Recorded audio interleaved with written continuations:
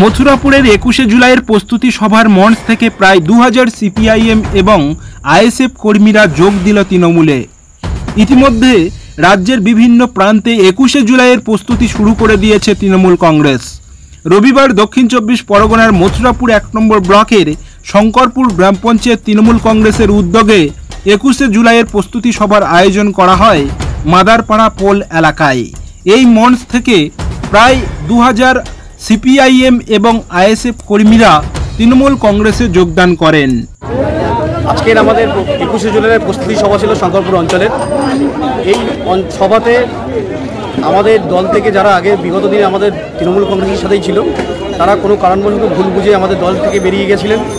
বর্তমানে আবার পুনরায় তারা আবার মমতা বন্দ্যোপাধ্যায় ও অভিষেক বন্দ্যোপাধ্যায়ের কার্যকলাপ দেখে, সারা রাজ্য জুড়ে যেভাবে কার্যকলাপ চলছে সেই দেখে তারা আবার পুনরায় আমাদের নেতৃত্বদের কাছে আবেদন করেছিলেন যে আমরা তৃণমূল কংগ্রেসের সাথে থাকতে চাই, আমাদের ভুল হয়ে গিয়েছে, আমরা দল ছেড়ে বেরিয়ে এসেছি।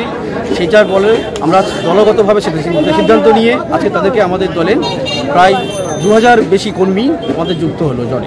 এদিন মথুরাপুরের মাদারপাড়ার পোল 21শে জুলাইয়ের প্রস্তুতি মঞ্চ থেকে প্রায় 2000 সিপিআইএম এবং আইএসএফ কর্মীরা সাংসদ বাপি হালদারের হাত ধরে তৃণমূল কংগ্রেসে যোগদান করেন।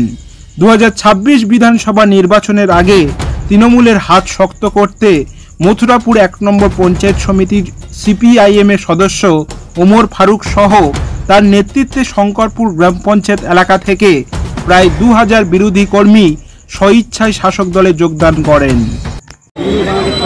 আজকের কি কারণে যোগদান করেছেন? আমরা শঙ্করপুর অঞ্চলের উন্নয়নের দিকে তাকিয়ে আমরা এই দলে যোগদান করি। আমরা কেউ তৃণমূল কেউ বিজেপি করতাম, কেউ সিপিএম করতাম, বা কেউ আইএসএফও করতাম।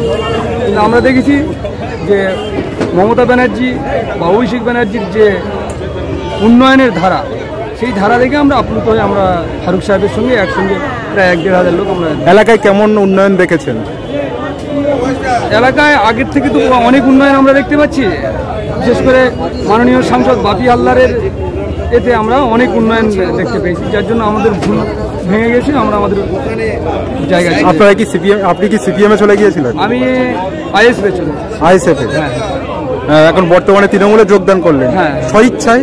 একদম স্বইচ্ছায়, কোনোভাবে কেউ ভয় দেখায় না? না। আপনার নাম? আমার নাম হাফিজুর রহমান ফুরকাইত। বাড়ি দক্ষিণ হরিণডাঙ্গা, এই শঙ্করপুর অঞ্চল।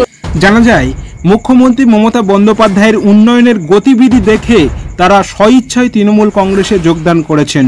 তার ফলে 2026 বিধানসভা নির্বাচনে বাড়তি অক্সিজেন পেল তৃণমূল কংগ্রেস। হঠাৎ না, আমরা বিগত 18 সাল থেকে 23 সাল পর্যন্ত আমি তৃণমূল কংগ্রেসের অঞ্চল সভাপতি ছিলাম। নিজেদের ভিতরে দু একটু মানিনার কারণে একটু বিক্ষিপ্ত হয়েছিলাম। তারপরে আমাদের মাননীয় সাংসদ উনি আমার এলাকার সার্বিক মথুরাপুর লোকসভায় উন্নয়নের একটা জোয়ার বইয়ে দিচ্ছে।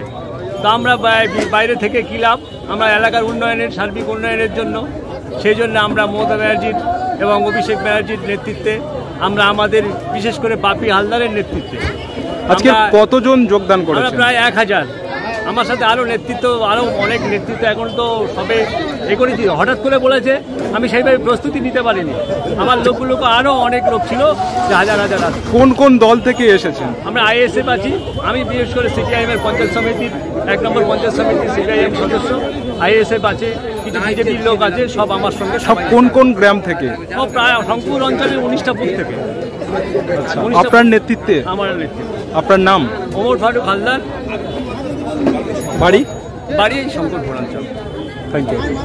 এদিন এই সভাতে উপস্থিত ছিলেন মথুরাপুর লোকসভা কেন্দ্রের সাংসদ বাপি হালদার, মন্দিরবাজারের বিধায়ক জয়দেব হালদার, রায়দিঘি বিধানসভার বিধায়ক ডক্টর অলোক জলদাতা, ব্লক সভাপতি মানবেন্দু হালদার, যুব সভাপতি রাজু পুরকাইত সহ অন্যান্যরা।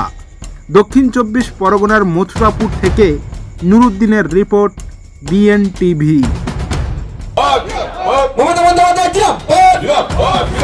মমতা বন্দ্যোপাধ্যায় অভিষেক বন্দ্যোপাধ্যায় অভিষেক বন্দ্যোপাধ্যায়